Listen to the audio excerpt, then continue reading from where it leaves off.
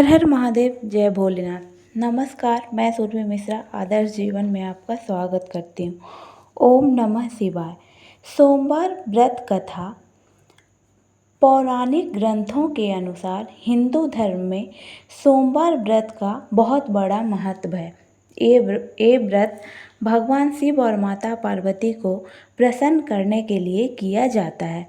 माना जाता है कि सोमवार का व्रत करने वाले भक्तों के जीवन से हर कष्ट समाप्त हो जाते हैं और उनकी मनोकामनाएं पूर्ण होती है। सोमवार के व्रत 3 तरह के होते हैं: सामान्य सोमवार, प्रदोष सोमवार और 16 सोमवार। तीनों ही प्रकार का सोमवार व्रत अत्यंत फलदायी है। इस व्रत को कोई भी कर सकता है।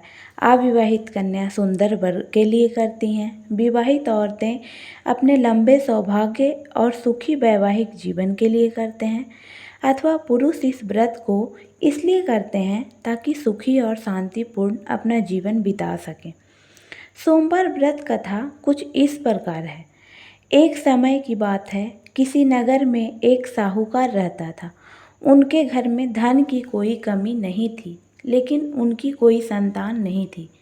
इस कारण वह बहुत दुखी रहता था और पुत्र प्राप्ति के लिए वह हर सोमवार व्रत रखता और पूरी श्रद्धा के साथ शिव मंदिर जाकर भगवान शिव और माता पार्वती की पूजा करता था।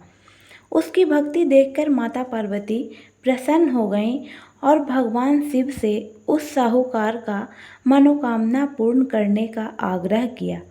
पार्वती जी की इच्छा सुनकर भगवान शिव ने कहा, देवी पार्वती, इस संसार में हर प्राणी को उसके कर्मों का फल मिलता है और जिसके भाग्य में जो हो उसे भोगना ही पड़ता है।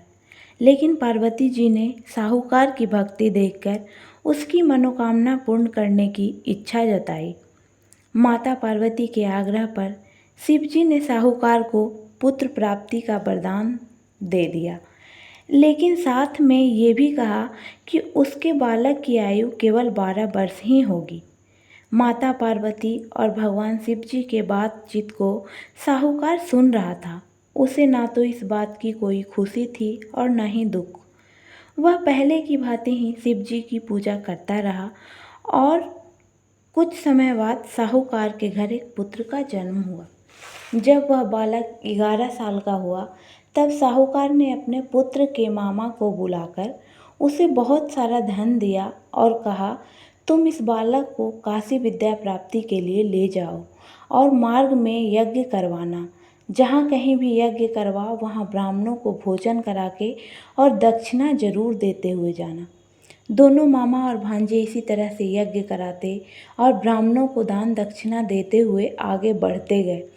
रात में एक नगर पड़ा जहाँ राजा के कन्या का विवाह हो रहा था, लेकिन जिस राजकुमार से उसका विवाह होने वाला था वह एक आँख से काना था।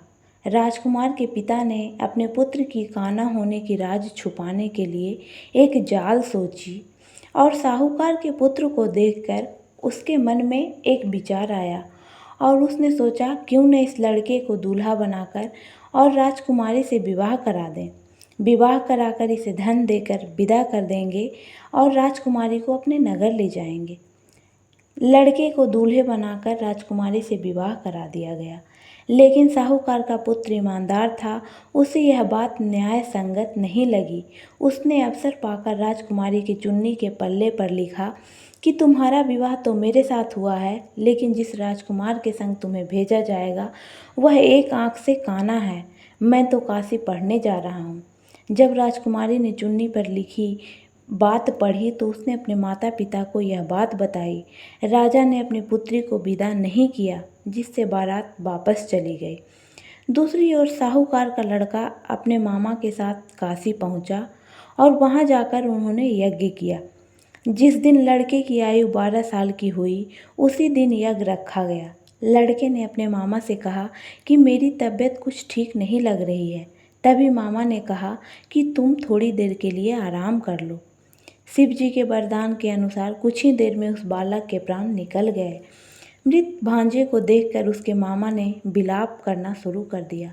संजोगवश उसी समय शिव जी और माता पार्वती उधर से जा रही थी।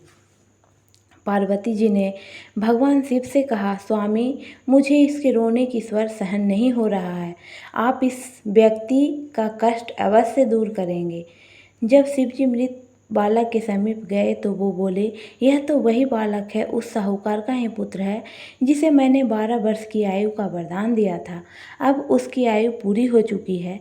लेकिन मातृभाव से विभोर माता पार्वती ने कहा कि हे महादेव, आप इस बालक को और आयु देने की कृपा करें, अन्यथा इनके माता पिता अपने पुत्र के वियोग में तड़प तड़प कर मर जाएंगे।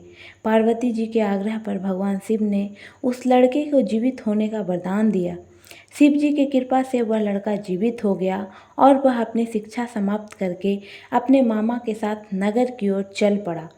दोनों चलते हुए उसी नगर में पहुँचे जहाँ उसका विवाह हुआ था। उस नगर में भी उन्होंने यज्ञ का आयोजन किया। उस लड़के के ससुर ने उसे पहचान लिया और महल में ले जाकर उसकी खातिरदारी की और साथ में अपनी पुत्री को विदा किया।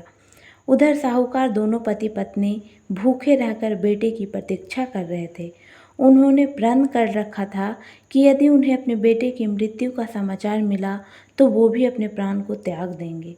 परंतु अपने बेटे की जीवित होने का समाचार पाकर वे बेहद प्रसन्न हुए। उसी रात भगवान शिव ने व्यापारी के स्वप्न में आकर कहा कि मैंने तेरे सोमवार के व्रत करने और व्रत कथा सुनने से प्रसन्न होकर तुम्हारे बेटे की लंबी आयु प्रदान की है।